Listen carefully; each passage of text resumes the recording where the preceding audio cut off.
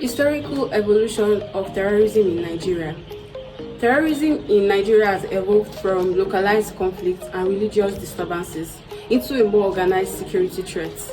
The most significant development was the emergence of the terrorist group Boko Haram in 2002, founded by Mohammed Yusuf in Maiduguri, Borno State.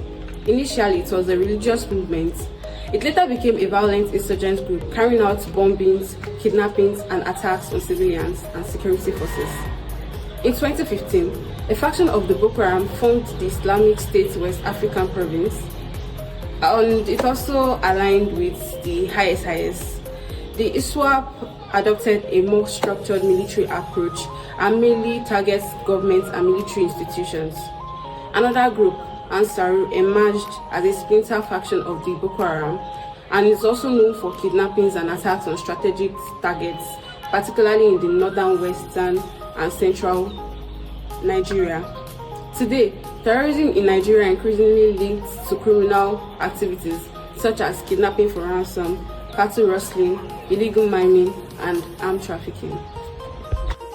Terrorism by the three measures is a collaboration emerging between organized criminal groups, that is bandits, and ideologically driven insurgent societies, that is the terrorists. So recent developments indicate increasing collaboration between terrorist groups and criminal network operating in northern Nigeria.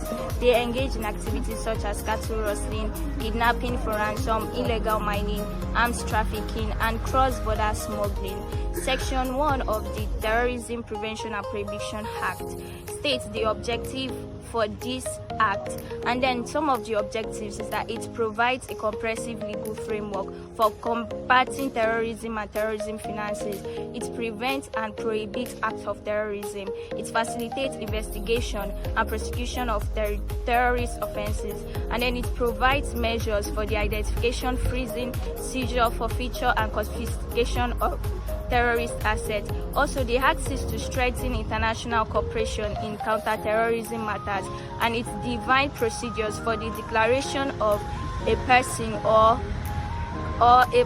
a terrorist. As Section 1 of the Terrorism Prevention and Prohibition Act of 2022 states the objective of the act, and it says that the act seeks to provide a comprehensive legal framework for combating terrorism and terrorism financing. It seeks to prevent and prohibit acts of terrorism. It seeks to facilitate investigation and prosecution of terrorist offenses. It seeks to provide measures for the identification, freezing, seizure, forfeiture, and confiscation of terrorist assets. The act also seeks to strengthen international cooperation in a counter-terrorism matters, and it seeks to define procedures for the declaration of a person or entity as a terrorist or terrorist entity. Finally, the act seeks to provide for the compensation of victims of acts of terrorism. Nigeria's counter-terrorism regime is heavily influenced by international law and regional cooperation frameworks. The TPPA of 2022 was enacted partly to fulfill Nigeria's obligations under various international instruments, including International Convention for the Suppression of the Financing of Terrorism of 1999, the United Nations Global Counter-Terrorism Strategy adopted by the General Assembly on the 8th of September 2006, the African Union Convention on the Prevention and Combating of Terrorism of 1999 requires member states to criminalize terrorism, cooperate in investigations, and deny safe haven to terrorist groups. The Financial Action Task Force (FATF) establishes global standards for combating money laundering and terrorist financing. Compliance with the FATF recommendations has significantly influenced Nigerian anti-terrorism and anti-money laundering legislation. Section 2 of the Terrorism Prevention and Prohibition Act, which prohibits the act of terrorism and provides a statutory framework for determining what constitutes terrorism. For an act to qualify as terrorism under Section 2, such acts there must be presence of three general principles. Number 1, the physical element, that is the actus reus. The accused must have engaged in conduct capable of causing serious harm, such as causing death or serious bodily harm, kidnapping or hostage taking, destruction of national infrastructure, hijacking of aircraft, ships or vehicles, disrupting of essential public service. Number 2, the mental element, that is the mens rea. Section 2 requires proof that the accused intentionally committed the prohibited act. The prosecution must demonstrate that the conduct was done was not done accidentally but knowingly and deliberately. Such acts including compelling a government to perform or refrain from performing an act. Another one is intimidating a population, destabilizing government institutions, undermining constitutional structures. Thank you. Section 2 of the Terrorism, Prohibition and Prevention Act of 2022 defines and prohibits acts of terrorism. Terrorism requires proof of a serious harmful act which constitutes the act of serious. Such acts include killings, kidnappings, hijackings, attacks on infrastructure, explosives or use of weapons. The acts must be committed intentionally and not accidentally, which constitutes the mens rea. The offender must intend to intimidate the public, influence government, or destabilize institutions. The conduct must be linked to a political, religious, ideological, racial, or ethnic objective. These elements distinguish terrorism from ordinary criminal offenses motivated by personal interest. Protection of legitimate advocacy and protest. A notable safeguard contained within the Terrorism, Prevention and Prohibition Act 2022 is the exclusion of legitimate democratic activities from the definition of terrorism. Consequently, peaceful protest, peaceful demonstration, peaceful labor strike, peaceful advocacy campaigns, civil society activities, and political dissent do not constitute terrorism mainly because they criticize government policies. Section 2, Section 4. However, such activities may lose constitutional protection where participants intentionally engage in violence, cause their bodily harm, or destroy critical infrastructure. This safeguard is important because it preserves the constitutional right under Section 38 of the Constitution, freedom of thought, conscience, and religion. Section 39, freedom of expression. I'll be discussing sections 12 to 15 of the Terrorism, Prevention and Prohibition Act 2022, which makes provision for specific terrorism offenses. These provisions focus on offenses that support, facilitate, or strengthen terrorist activities, even at the preparatory stage. Section 12 deals with terrorist meetings. It criminalizes organizing, attending, or facilitating meetings held for terrorist purposes. Even when no attack occurs, liability arises once the meeting is intended to promote terrorist objectives. Section 13 prohibits providing support to terrorist organizations. This includes financial assistance, transportation, accommodation, or any logistical help. Section 13 prohibits providing support to terrorist groups. This includes financial assistance, transportation, accommodation, or any logistical help, recognizing that terrorist organizations depend heavily on support networks for their operations. Section 14 addresses harboring terrorists. A person is liable where they knowingly conceal or assist a terrorist. The prosecution must prove the existence of the accused and conduct intended to assist or help hide the person. Section 15 criminalizes the provision or receipt of terrorist training, including training in weapons, explosive, or operational tactics.